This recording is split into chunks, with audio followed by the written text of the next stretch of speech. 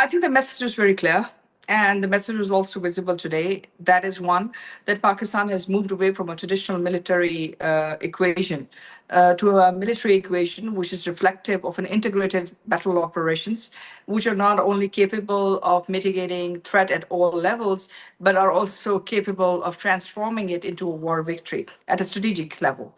And that's one. Number one. Number two, that it's for the first time, not only did we carry out these military operations, but we provided real-time battle damage assessment.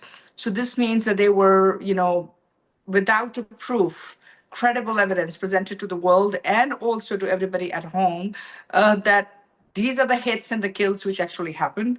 These are the destructions which were actually made it out. And that there is a limit to information operations if it is based around PSYOPs, whether it is based around black operations, because the reality will speak. And that is the reality which we clearly exhibited in terms of our military operations. I think the gains have been significant, far bigger than Pakistan's entire existence. First and foremost, we have come about as an indigenous force, a military force on ground, which is capable of handling all threats at multi-theater level. So it was multi-domain operations across the board. Number two, another thing which came out very strongly, and I think this is a testament to Pakistan's media and the information operations which were conducted side by side with the military operations, that we did not lose the battlefield on the information operations. Our people actually carried the day through, because in today's day and time, it's not the sophistication of the attack which brings the victory home. It is the communication of the threat and then the manifestation of that threat on ground with regards to the capabilities on ground, which actually manifests the victory. So in this case, it's the first time where information operations were conducted. And what's also significant is that these were not just military operations or information operations just conducted by the Pakistani armed forces alone. It was the Pakistani diaspora, it was the Pakistani social media, it was the Pakistani media experts, and it was Pakistani media, which, for the first time, I would say, reported far and beyond any other international media on a story which has changed and shaped the history, not only of this region, but also of the world at large. That's one. Secondly, we have gained a lot of respect in the Middle East security architecture and defense architecture. We are seen as serious players, we are seen as reliable players, and we are seen as indigenous players. Number three, we have given a very clear message to Afghanistan as well, that if the regime continues to remain unresponsive, then they will set into motion centrifugal forces. And these centrifugal forces will have to reconsider what is the future they're looking for. So we have managed to reduce the space, like from Pakistan's Doha Defense Accord to Pakistan-Saudi Defense Accord, that Pakistan is going to be a strong Middle Eastern security state and an actor, one, and also a very clear message that we are not just a state which can do military, we can also do diplomacy, and we can also do mediation, and we can also come up with very lucid trade transit agreements, which we have done with Iran, which we are right now trying to negotiate with Saudi Arabia, what we have been doing with China, and what we are also trying to offer to the United States and Russia at large. So I think the gains for Pakistan have been stupendous.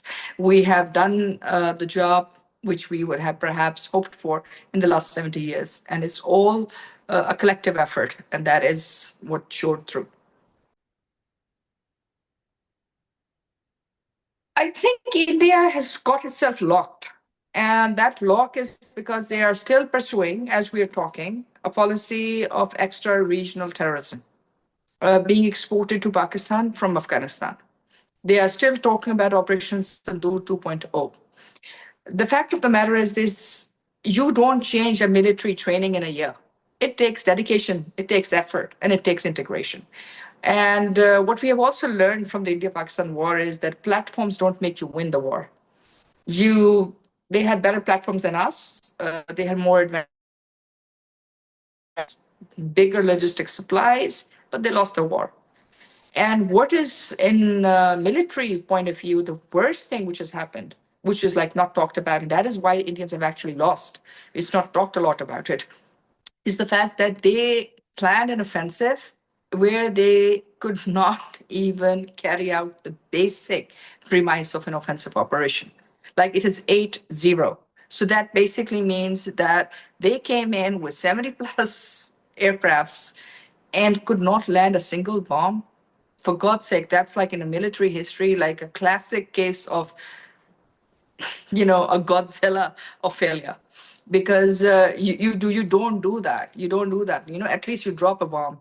At least you drop a bomb. It doesn't happen that you come up with 75 aircrafts, go back home, and you have nothing to tell. And what's worst is that for the next 4 days, they didn't even bother to fly in their own territory. And on top of that, imagine a country which is launching an offensive and which gets shot 200 kilometers into its own territory. And then there are images which are, everywhere in the world showing that you can't even fly in your own airspace with most advanced weapons. With everything else in the middle of the war, you're asking your generals and your air marshals to retire. So that, what does it mean? It basically means you went on a military operation against a militarily savvy nation which has been fighting wars for the last 20 plus years at least, and you turn around and you don't even know where you want to go with it. And what are you telling your people? That you're going to actually win it through information operations in which you can't even tell the geography of a country where you're planning those operations? Like Lahore is sinking. Lahore, went under because a port allegedly was taken over by the Indians. So this basically shows that the arrogance of failure, the arrogance of power, where you are willing to put 1.2 billion people lives at risk, go to war, be unprepared, get your people killed, get your assets destroyed. The losses are phenomenal. 300, S-400, it costs $1.2 billion. And if you include the batteries, it's $3.2 billion. So you lost $3.2 billion because we've made an air corridor which you could not see, what you couldn't do, and when you have got the most advanced systems. So it is not just a failure of one domain. It's a strategic failure. And what are you gaining out of that? Few seats in northeast of India, further marginalization of the people of India, who have been living over there irrespective of where they have been. So in short, the losses have been huge, and these losses cannot be regained. Well, there are two parts to this question. The first part, we give the devils due credit. They did do these precision strikes. But what is criminal and what is unthinkable is that they targeted children. In the case of Iran, at least the Americans had the honor to say that it was a mistake. What happened to the children who were adjacent to an Iranian IGRC place. In the case of India, they turned around and they started calling them terrorists. So it is something which you don't do in the military. No civilized armed forces of the world, no legitimized armed forces of the world act like criminal groups who want to terrorize a nation by killing their children. That's one. Secondly, yes, they did these precision strikes. Yes, we took them. But in today's wars, it's not about the strikes which you do. It is about your ability to maintain the balance of power in your operations. And in that case, they did not anticipate Pakistan's counter reaction. They did not anticipate the fact that they had absolutely, on the air security, I'm sorry, air security is a phenomena which is unknown to the Indian Air Force. 7-0, no. 8-0, yes. And we have not even talked about the other systems which were locked, the 16 air bases which were hit, the logistic dumps which were taken out. We are not even talking about that. We're not even talking about the BrahMos sites which were taken out. What were they doing? They couldn't even defend their air bases. They couldn't even defend their BrahMos nuclear weapon sites. They couldn't defend their ballistic missile defense sites. So what air security? They couldn't even have air control, because air control would mean that at least they would dominate their own skies. Forget about coming and having air superiority in Pakistan. The air superiority we saw in the first 60 minutes of the war, and that is the war which changed everything.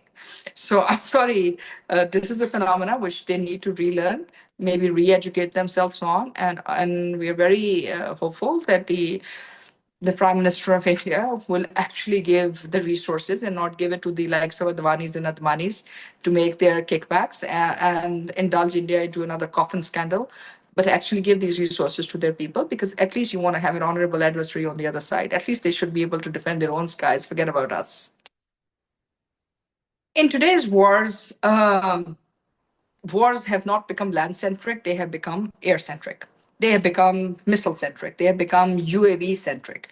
What we saw is that the continuous failure of wave after wave of Indian assault.